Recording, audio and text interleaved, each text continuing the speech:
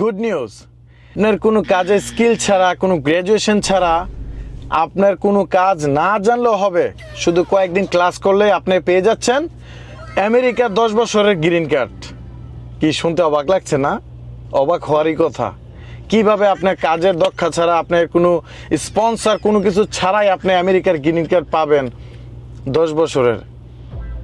এই টাইপের নিউজ অবশ্যই হয়তো অনেকজনেই দেখছেন সোশ্যাল মিডিয়াতে। একটা ভিডিওটা ভাইরাল হয়েছে, আমি দেখছি। এই টাইপের একটা নিউজ দেখলাম, ওরা নাকি একটা ক্লাস করার মাধ্যমে থেকে নাকি আমেরিকা থেকে স্পন্সর নিয়ে তারা নাকি 10 বছরের গ্রিন কার্ড দিয়ে দিবে। তা আমি তাদেরকে বলতে চাই, মানে এতটা বোকা বাংলাদেশের মানুষ কিভাবে হয়? ওই ক্লাসে দেখতেছে আবার অনেক মানুষ ক্লাস করতেছে।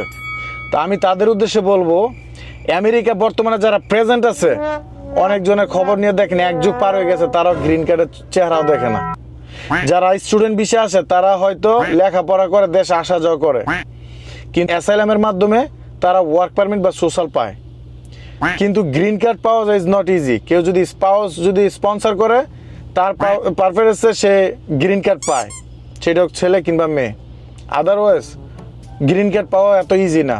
আপনারা কাউকে টাকা পয়সা দেওয়ার আগে 3000 বা চিন্তা ভাবনা করে দিয়েন কাকে টাকা দিচ্ছেন, কিংবা রাইট মানুষটাকে দিচ্ছেন কিনা। লিগ্যাল ভিসায় আমেরিকা আসতে চান, এম্বাসি ছাড়া কেউ আপনাকে লিগ্যাল ভিসা দিতে পারবে না।